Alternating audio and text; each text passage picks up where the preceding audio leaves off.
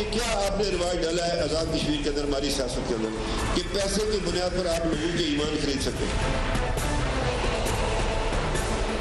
अल्लाह के फजल से टर्नआउट बहुत अच्छा रहा है और हर जगह शेर की आवाज़ है। तो उनकी जो मकामी क़यादत है, मरकज़ी क़यादत है, उनकी बॉडी लैंग्वेज देख के अंदाज़ा होता है कि किस तरह के मामला चल रहे हैं।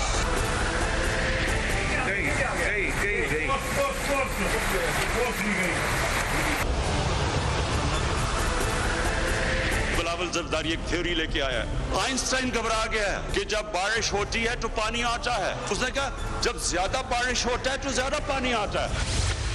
रावलपिंडी इस्लामाबाद में तूफानी बारिशें, सैलाबी सूरत हाल, माँ और बच्चा डूबने से जाँ बहक। सियालकोट के हल्के PP 38 में ज़िमनी इलेक्शन में मुस्लिम लीग नून और तहरीक इंसाफ के दरमियान कांटे का मुकाबला। मुस्लिम लीग नून आज़ाद कश्मीर इलेक्शन के नताइज तस्लीम क्यों नहीं कर रही, पूछेंगे रहनुमा तहरीक इंसाफ सेनेटर वलीद इकबाल से।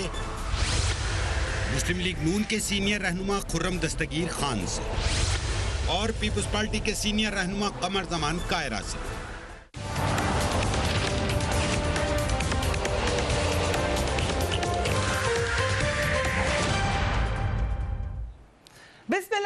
अस्सलाम वालेकुम and a very warm welcome to the show. Azad Kashmir election के बाद आज सियालकोट के हल्का PP 38 में ज़िमनी इलेक्शन का मार्का हुआ है, जहां मुस्लिम लीग नून के उम्मीदवार तारिक सुबहानी और तहरीक इंसाफ के एहसन सलीम के दरमियान सख्त तरीन मुकाबला हुआ। नताइज आने का सिलसिला जारी है, जिसमें तहरीक इंसाफ को मुस्लिम लीग नून पर फिलहाल बरतरी दिखाई दे रही है। ये नशिस्त नून लीग के रुकन अख्तर सुबहानी के इंतकाल के बायस खाली हुई थी। आज़ाद कश्मीर इलेक्शन की तलखियों के साए इस ज़िमनी इलेक्शन पर भी छाए रहे। दोनों जमातों की जानिब से एक दूसरे पर खूब इल्जामात लगाए गए। राना सनाउल्लाह कहते हैं कि इस बार धुंध के बजाय धांधली का एक नया तरीका अपनाया जा रहा है। Let's watch Rana Sanaullah. बदनामी ज़माना आती है अनाज टीपू ट्रका वाला, ये उसके बंदे जो हैं, ये कोई तकरीबन 100 गाड़ी जो है वो जिसमें मसल्ला लोग हैं, ये PTI के कैंडिडेट की हमायत में जो है ये सुबह हल्के में जो है ये लोग दाखिल हुए हैं।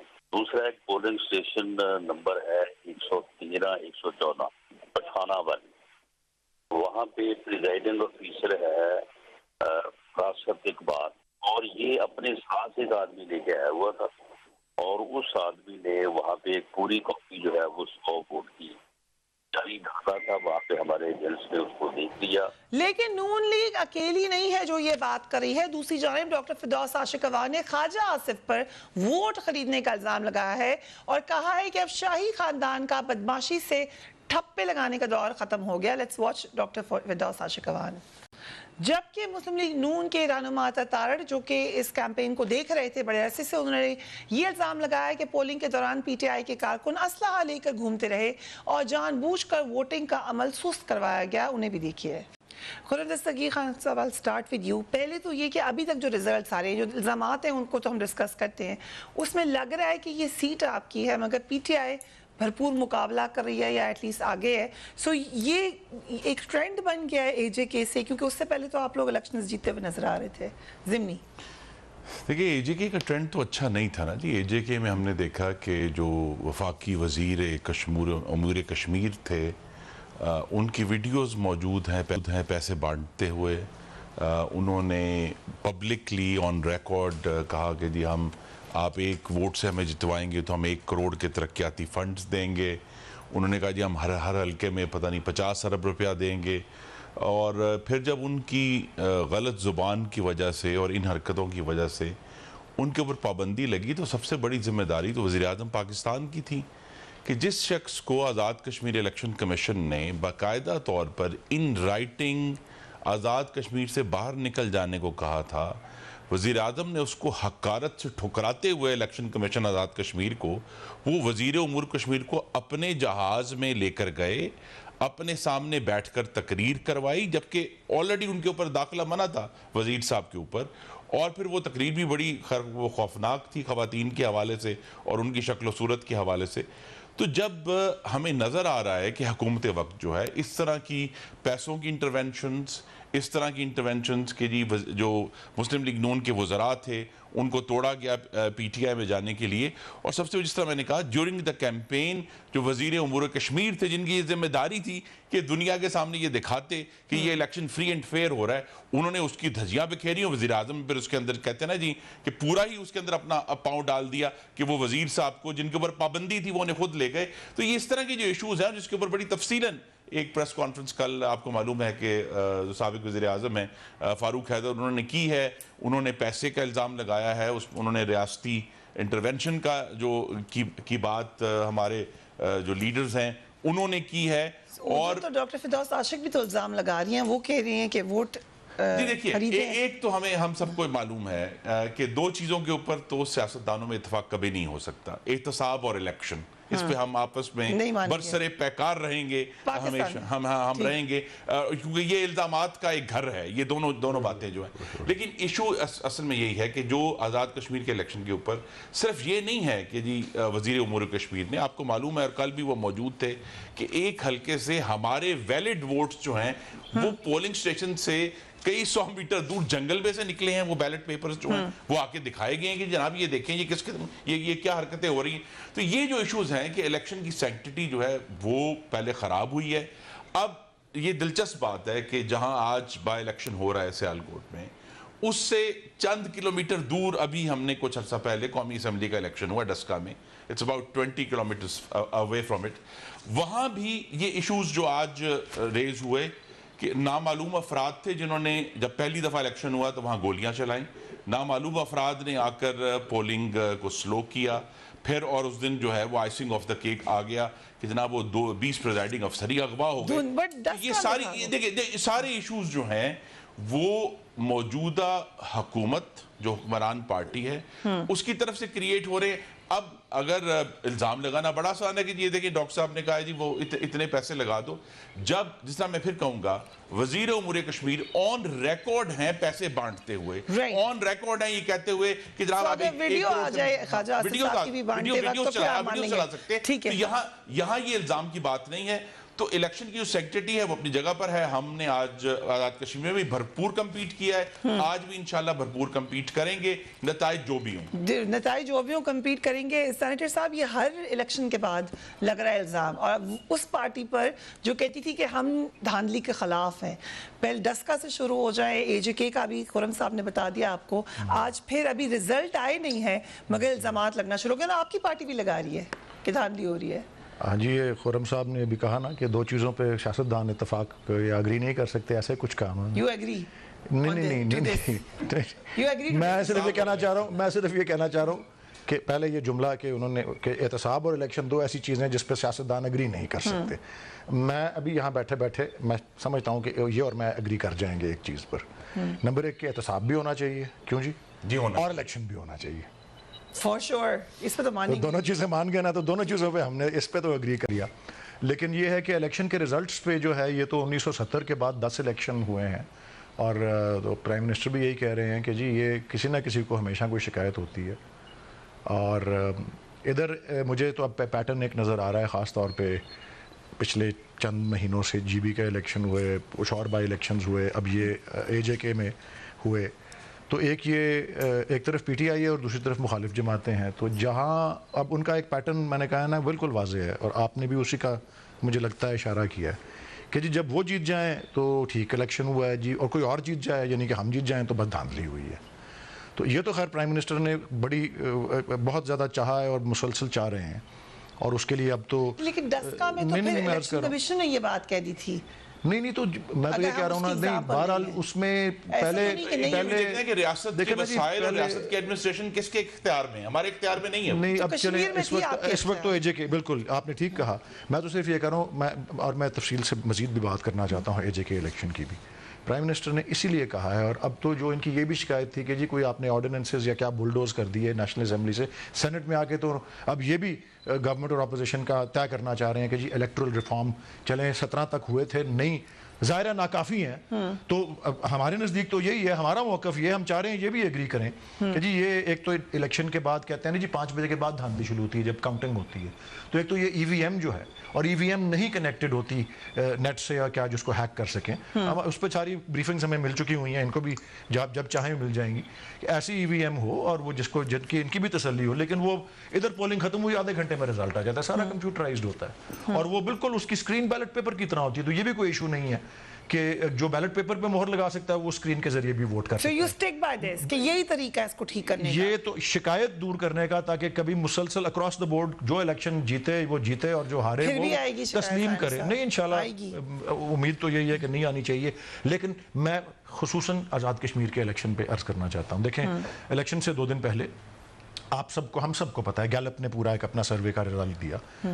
44% पे जो थी वो PTI की वहाँ अप्रूवल रेटिंग्स थी इलेक्शन से पहले। दूसरे नंबर पे 12% पे उनकी PMLN की थी, 6% पे PPP की थी। चले थोड़ा सा वो ऊपर स्विच हो गया। ये अब गैलप जो है वो PTI का इदारा नहीं है, उसने ये अब दूसरा, उसके बाद इलेक्शन कैंपेन में एक बयानिया जो था वो अपनाया गया फ्रॉम द PMLN साइड, जिसको वोटर्स ने रिजेक्ट किया। और प्राइम मिनिस्टर जब कैंपेन करने गए, ठीक है, इलेक्शन की कैंपेनिंग में ऐसी बातें हुई दोनों साइड से, गवर्नमेंट PTI के स्पोक्स पर्सन या जो भी कैंपेनर्स थे उन्होंने भी कुछ की, इधर से भी हुई, ये नहीं था, ताली दोनों हाथों से बजती है। मैं उसके अलावा ये कह रहा हूँ कि, और ये आपके कॉलीग्स मीडिया से ये वो बता रहे हैं जो कवर कर रहे थे उसको, कि प्राइम मिनिस्टर ने जब जाके आखिरी 2-3 जलसे में तकारीर की, अली गिलानी साहब का जिक्र किया, यासीन मलिक साहब का जिक्र किया, फिर वो बात की कि जी मैं रेफरेंडम कराऊंगा, जिसपे तनकीद हो रही है। तो section article 257 of the constitution के मुताबिक होमवर्क करके गए हुए थे प्राइम मिनिस्टर कि कश्मीर के साथ अगर AJK या JNK के लोग, तो ये मतलब बयानिया हमारा एक्सेप्ट हुआ है, दूसरी तरफ का बयानिया रिजेक्ट हुआ है। राइट, अगर इजाजत है तो पीपल्स पार्टी को भी शामिल करें। I come back to you Kaira साहब। मैं मुस्तरद करता हूं धांधली के तमाम इल्जामात को मुस्तरद करता हूं। वजीर को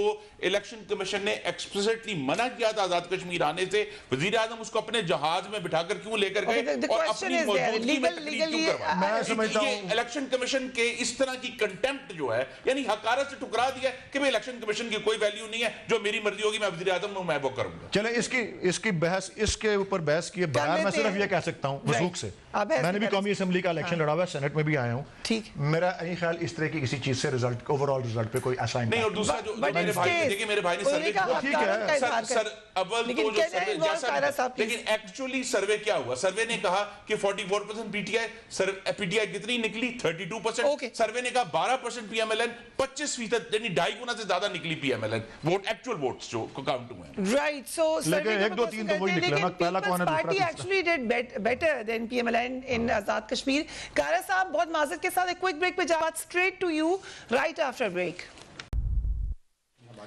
And welcome back. Kaira साहब, thank you so much for joining us on the program. Sialkot ज़िमनी इलेक्शन में फिर इल्ज़ामात लग रहे हैं। इससे पहले आज़ाद कश्मीर में भी ये इल्ज़ामात लग चुके हैं। बाबर अवान साहब कल हमारे प्रोग्राम में थे, उन्होंने कहा कि अगर नून लीग को शिकायत है, पाकिस्तान मुस्लिम लीग नून को, तो वो पीपल्स पार्टी से जाकर पूछे, क्योंकि उन पोजीशन तो आपने उनकी क्लेम की है, PTI ने नहीं की। कायरा साहब, PTI तो पिछले इलेक्शन में नॉन एग्जिस्टेंट थी कश्मीर के अंदर, तो फिर किसकी पोजीशन उन्होंने रीगेन कर ली, उन्होंने किसकी पोजीशन ले ली है? ये बिल्कुल खिलाफ हकायक बात है। गुजारिश ये है कि मेरी आवाज इको हो रही है, इसको ठीक करें जरा। तो दूसरी मैं जो कर रहा था कि जी ठीक है कायरा साहब, कश्मीर इलेक्शन के अंदर धांधली हुई, बड़ी वाज़े तौर पे हुई। अब धांधली के रंग क्या है? क्या बैग उठा के ले जाना ही धांधली है? क्या सिर्फ ठप्पे लगा देना ही धांधली है? या इलेक्शन से कबल जमातों को तोड़ के जो इलेक्टेबल है, कश्मीर और गिलगित बल्तिस्तान, इवन पंजाब और हमारे यहाँ भी, लेकिन कश्मीर में खास तौर पे वहां बिरादरियों के लेवल पे बड़े लोग तगड़े हैं और उनके इलेक्टेबल्स हैं, उन लोगों की वफादारियां तब्दील कराना और एक खास जमात में लोगों को लेके जाना है इलेक्शन से जरा कबल, इलेक्शन शेड्यूल आने पे, तो उसके क्या मायने हैं? और फिर ये कि मैं तो इल्जाम लगाऊं और खुरम लगाए तो और मायने हैं, लेकिन अगर इलेक्शन कमिश्नर साहब कहते हैं कि ये वजीर साहब पैसे तकसीम कर रहे हैं, इनकी जबान अच्छी नहीं है, ये वहां पे जो तरक्याती स्कीमें अनाउंस कर रहे हैं, लिहाजा इनको इस खित्ते से निकाल दिया जाए, इनके खिलाफ एक्शन ले। तो उन्होंने धांधली करने का और इलेक्शन को मनूवर करने का उन्होंने इल्जाम लगाया, मैंने नहीं लगा। मेरा तो बायस हो सकता है। तो क्या इलेक्शन कमीशन गलत कह रहा है? और उसके ऊपर जो कुछ इलेक्शन कमीशन के साथ हुआ, खुर्रम साहब का और व्यू है, मेरा व्यू तो इस पर बड़ा वाज़ेह है कि अगर चीफ इलेक्शन कमिश्नर साहब ने हुक्म दिया था तो उनको अपने टांगों में वजन डालना चाहिए था, या तो उस पर अमल कराते या इस्तीफा दे के घर चले जाते कि जनाब अगर आपने मेरी बात नहीं मानी तो मैं ये इलेक्शन नहीं करा सकता, वरना फैसला देने की क्या जरूरत थी। और वजीर आजम ने तो उसकी धज्जियां उड़ाई हैं। रही बात सियालकोट के इलेक्शन की, मेरे पास अभी उसकी कोई तफसील है नहीं कि मैं उसके ऊपर कोई बात कर सकूं कि जब सारी अपोजिशन की जमातें इकट्ठी थी, कहां किसके वोट ज्यादा थे, कौन कहां से जीता, उसके तासर अपनी जगह। लेकिन जब जमातें इकट्ठी थी और एक तासर के तहत हम पीडीएम के तहत चल रहे थे तो सूरत हाल मुख्तलिफ थी। वो कश्मीर हो, वो सियालकोट हो, वो डस्का हो, वो वजीराबाद हो, वो कहीं और हो। लेकिन आज अगर सूरत हाल उससे मुख्तलिफ हो रही है तो फिर हमारे दोस्तों को सोचना होगा कि अपार्ट फ्रॉम धांधली, अपार्ट फ्रॉम रियासती वसाइल का इस्तेमाल, सब कुछ मुख्तलिफ सूरत हाल में हमने ये भी देखा कि पीपल्स पार्टी को ज्यादा नशिस्तें मिली है as compare to PMLN. PMLN ज्यादा अपने आप को बड़ी ऑपोजिशन समझती है as compare to Peoples Party, मगर क्या इस नतीजे के बाद ये बात भी देखिए, एक बात देखी जा सकती है कि Peoples Party actually did better than PMLN? की तरह और एनालिसिस कीजिए। हमारी हुकूमत थी 2011 में, 16 में 13 में मियां साहब आ गए और हमारी गवर्नमेंट कंटिन्यू की। 3 साल तक मियां साहब रहे और उसके बाद या 2.5 साल, और उसके बाद इलेक्शन हुआ तो हमें वहां से 2 सीटें मिली और कश्मीर के अंदर से और पाकिस्तान के अंदर से सारा स्वीप कर लिया मुस्लिम लीग ने।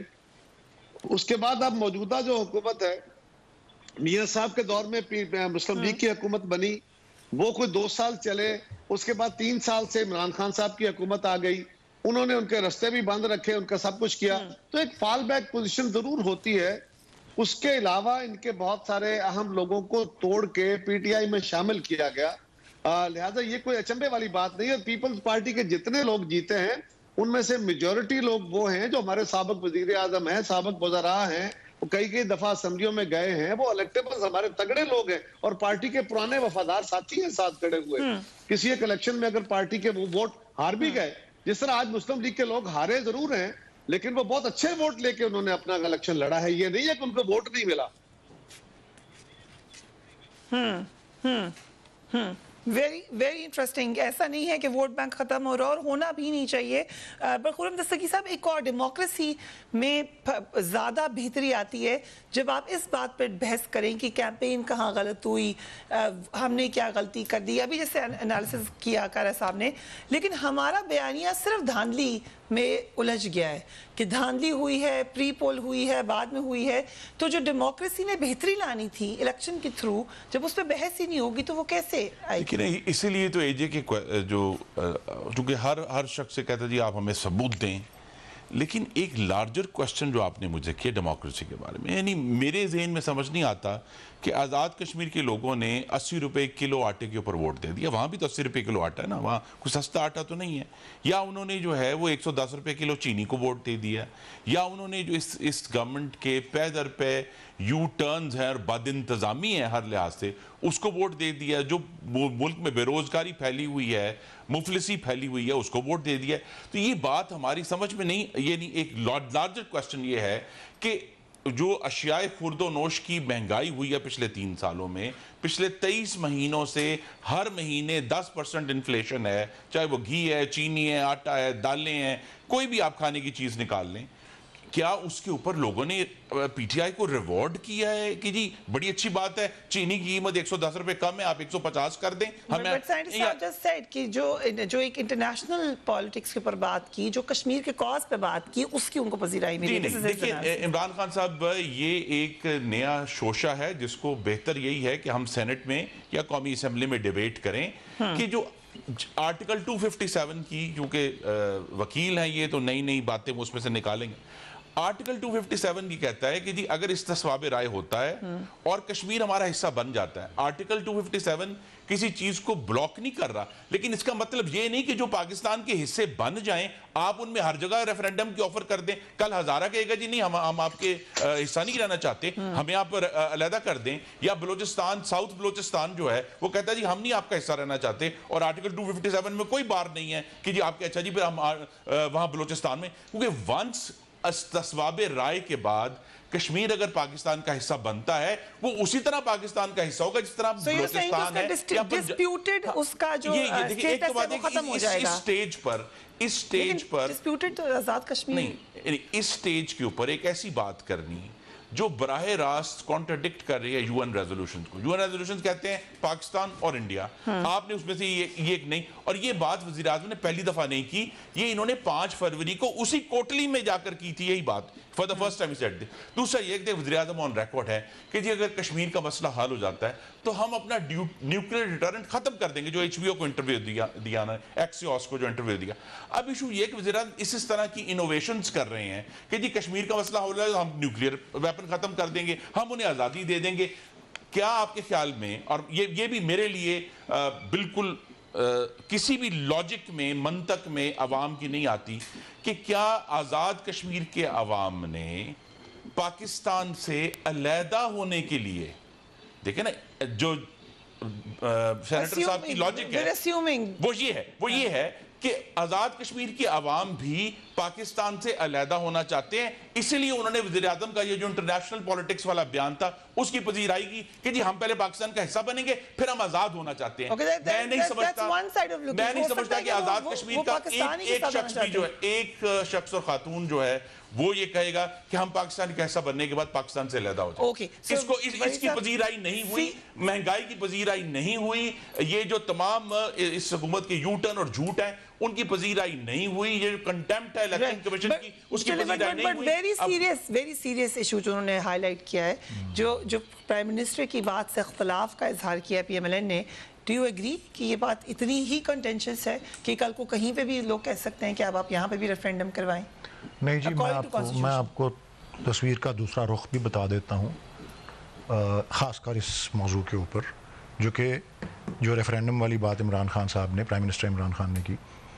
आर्टिकल 257 जो इस मौजूदा 1973 के आयन का है, इसके अल्फाज एग्जैक्टली वही हैं जो कि 1962 में हमें आइन था उसके मिला था, जो उस पे 221 आर्टिकल है। उससे पहले 1956 के आइन में 201 आर्टिकल एग्जैक्टली, ये उसके सब के अल्फाज, ये मतलब आप समझ लें कि पाकिस्तान की, हिंदुस्तान की आज़ादी के बाद से ये जो है आर्टिकल और ये स्टांस हमारा जो है वो आ रहा है। और क्या उसके अल्फाज हैं कि if the people of Jammu and Kashmir decide to accede to Pakistan, ये उसका पहला हिस्सा, अगर ये हो तो ये तो पहले तो बात है, ये इसके अंदर समोया हुआ है ये तस्वुर कि यूएन की रेजोल्यूशंस पे अमल दरामद हो, अगर वो हो जाए।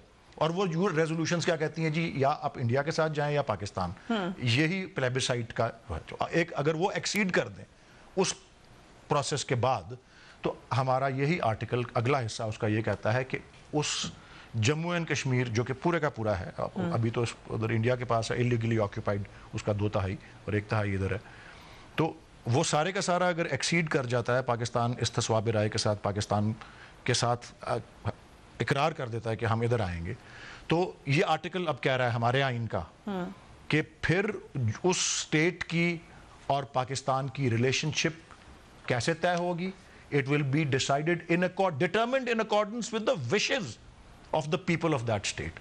तो प्राइम मिनिस्टर ने सिर्फ उनको कहा कि जी मैं आपको जब वो स्टेज आएगा तो मैं आपको ये चॉइस दूंगा, ये दूसरे किसी और दूसरे सूबे को इस तरह की चॉइस नहीं है जो मौजूदा सूबे हैं पाकिस्तान के। कोई किसी को ये जो कह रहे हैं ना, ये कोई साउथ बलोचिस्तान या हजारा कर दे, हमारे आइन में उसकी गुंजाइश ही नहीं है, वो तो आइन से गद्दारी के मुतरादिफ है, ये तो हमारा आइन प्रोवाइड करता है। हमारा ने लफ्ज यूज किया रिलेशनशिप, लीडरशिप का ये मतलब नहीं है कि उस अगर जो state of Jammu and Kashmir, ये सारे थ्योरेटिकल है ना, हाइपोथेटिकल बात है कि जो वो रिलेशनशिप तोड़ने पे आजाद की, जी हम रिलेशनशिप रखते ही नहीं है, हम खत्म ही कर देते हैं। The nature of the relationship determine होनी है, ये नहीं कि आपने रिलेशनशिप रखनी है या नहीं रखनी। आपसे भी इसका ओपिनियन ले लें, going on a break, we will be right back. And welcome back. Prime minister Imran Khan की स्टेटमेंट को हमने डिस्कस किया, एक दफा फिर सुन लीजिए। कहा क्या उन्होंने इलेक्शन में, जो कि वलीद साहब, सेनेटर वलीद कह रहे हैं कि डिटर्मिनिंग फैक्टर हुआ for winning the election. Let's watch it. Referendum होगा इंशाल्लाह और आप फैसला करेंगे कि हिंदुस्तान नहीं, आप पाकिस्तान के साथ जाना चाहते हैं। उसके बाद मेरी हुकूमत फिर एक रेफरेंडम करवाएगी और उस रेफरेंडम में कश्मीर के लोगों को हम कहेंगे कि आप फैसला करें कि पाकिस्तान के साथ रहना चाहते हो या आजाद होना चाहते हो। कारा साहब, योर टेक ऑन दिस। एक सेकंड जी, मैंने ये नहीं कहा था ये डिटर्मिनिंग फैक्टर था, one of the factors, one of the determining factors. जी कारा साहब, बिल्कुल समझ से बाहर है। वजीर आजम साहब की सारी गुफ्तगू समझ से बाहर है, उनका अपना लॉजिक है और मुझे एहतराम है मेरे भाई के नुक्ता नजर का। एक बड़ा वाज़ेह इशू है, प्लेबिसाइट होगा, उसमें फैसला हो जाएगा कि आपने पाकिस्तान के साथ रहना है कि हिंदुस्तान के साथ। उसके बाद आपने फिर क्या फैसला करना है कि पाकिस्तान के रहना है के साथ रहना है कि नहीं रहना है। इसका मतलब है आप दुनिया को एक नए रास्ते दिखा रहे हैं कि अभी जो प्लेबिसाइट का इशू अगर फर्ज करो किसी वक्त आता है और इंशाल्लाह आएगा, तो उसमें 2 नहीं 3 ऑप्शन रख ले। ये आप लोगों को नया रास्ता दिखा रहे हैं ना, जो कि बिल्कुल हमारे असूल के खिलाफ है। और दूसरी गुजारिश ये है, उसका मकसद बिल्कुल ये नहीं, लोगों ने फैसला कर दिया, एक्सीड कर लिया कि हमने पाकिस्तान के साथ रहना है, तो फिर उनके रिलेशनशिप को डिफाइन करने से मुराद ये है कि पाकिस्तान बनने के बाद कई रियासतों ने एक्सीड किया और कुछ अरसे के लिए वहां पे टैक्सेशन का एक नया निजाम रखा गया, जिस तरह पाटा में था, एडमिनिस्ट्रेटिव स्ट्रक्चर फाटा में था, कस्टमरी लॉज के तहत उस कुछ इलाकों को चलाया गया। कुछ अरसे के लिए चलाने के बाद उनके अपने नुमाइंदे ये आके रियासत पाकिस्तान के साथ फैसला करेंगे, फेडरल गवर्नमेंट के साथ, कि हमें आपके साथ चलने में ये हमारे शॉर्टकमिंग्स हैं, हमारे प्रॉब्लम्स हैं, यहाँ हमें आप रिलीफ दें, ये चीजें वो डिफाइन होगा। ये जो पहले एक्सेशन हो चुका, फैसला हो गया, उसके बाद आप क्या फैसला लेंगे उनसे कि आपने अब आपने हमारे साथ रहना है कि नहीं। पहले आप उनसे फैसला लेंगे कि आपने हमारे साथ रहना है, फिर आप कहेंगे कि आपने हमारे साथ रहना है कि नहीं। ये अजीब लॉजिक है। राइट, सो आपका पॉइंट ऑफ व्यू वही है जो खुरम साहब ने भी दिया था। लेकिन जो बात कारा साहब ने कहा नया रास्ता ना, देखिए ये भी नया रास्ता है कि आप दुनिया को ये कहते हैं कि आप कश्मीर का मसला अगर उनके अल्फाज से सेटल होता है तो हम अपना न्यूक्लियर वेपन प्रोग्राम खत्म कर देंगे। ये कौन सा रास्ता है? ये कश्मीर का और हमारे न्यूक्लियर वेपन प्रोग्राम में क्या ताल्लुक? आप क्लिप दिखा दें, ये नहीं उन्होंने कहा। ही सेड उसकी जरूरत नहीं होगी, डेटरेंस है। नहीं, पर यही तो बात है कि कश्मीर का हमारे डेटरेंस से क्या ताल्लुक है। ये उनका एक व्यू हो सकता है इमरान खान साहब का कि ठीक है वो अगली इलेक्शन कैंपेन में जाएं। जी इसके पीछे डेफिनेटली पाकिस्तान का जो पूरा केस है रखेंगे ना, इमरान खान उसको बतौर वजीर आजम कंटेमिनेट कर रहे हैं, एक बिदअत डाल रहे हैं उसके अंदर और कंफ्यूजन कॉज कर रहे हैं, ना सिर्फ कश्मीर में, मकबूजा कश्मीर में, बल्कि इंटरनेशनल फोरम में भी कंफ्यूजन क्रिएट कर रहे हैं। मैं तो ये गुजारिश कर रहा था कि वज़ीर आज़म साहब का ये बयान भी बड़ा अजीब है। उनको बड़ा मुतात होकर बयान देने चाहिए कि एटॉमिक पावर पाकिस्तान हिंदुस्तान के मुकाबले में है, वो कश्मीर की वजह से नहीं है। उसके बड़े अच्छे तरीके हैं कि हम हिंदुस्तान के साथ पुरअमन चाहते हैं। हम ये नहीं राइट, वो एग्जैक्टली उसको मुझे क्योंकि ये एक नया टॉपिक बीच में आया है। क्विकली ऐड कि कल प्राइम मिनिस्टर ने रेप के दुनिया कहेगी ना स्टेटमेंट को क्लैरिफाई किया, बट ये अगेन दिस स्टेटमेंट नीड्स। मैं इसके बारे में एक ही जुमला बोलूंगा। देखें, उनका सवाल जो उनको HBO वाले मेज़बान ने किया था वो ये था कि आप हर साल, अब मुझे वो याद नहीं क्या लफ्ज़ क्या तादाद थी कि आप 100 या कितने वॉरहेड्स और बनाते हैं, आप बहुत ज़्यादा न्यूक्लियर रेस में हैं और बढ़ाई जा रहे हैं। तो उन्होंने कहा क्योंकि हमारा एक फेस ऑफ है, फेस ऑफ नहीं, उन्होंने कहा इट्स अ फेस ऑफ, हमारा फेस ऑफ है इंडिया से। और वो कंटेंशन 3 जंगें कश्मीर के ऊपर हुई हैं, चौथी जिसको नहीं गिनते कारगिल वाले भी चले, वो व्हाटएवर इट वाज। तो उन्होंने यही सिर्फ कहा कि एक बार अगर ये मसला हल हो जाए तो ये रेस जो है आर्म्स की, वो एक कॉन्टेक्स्ट सवाल का आर्म्स रेस पे था। उन्होंने यही कहा कि इसकी फिर इस किस्म की रेस में इस किस्म की इसको एक्सपैंड करना जो है उसकी जरूरत नहीं होगी। उन्होंने रोल बैक करने की कोई बात नहीं की थी। न्यूक्लियर प्रोग्राम की जरूरत, न्यूक्लियर प्रोग्राम की नहीं, लेकिन उन्होंने मतलब कॉन्टेक्स्ट रोल बैक की तो इसको इस तरह से क्लैरिफाई कर देंगे वो, लेकिन उनका कॉन्टेक्स्ट बिल्कुल अगर if you have video available वो चला दें। उसमें वाज़े तौर पे है कि if the Kashmir issue is settled, nuclear deterrent की जरूरत नहीं रहेगी।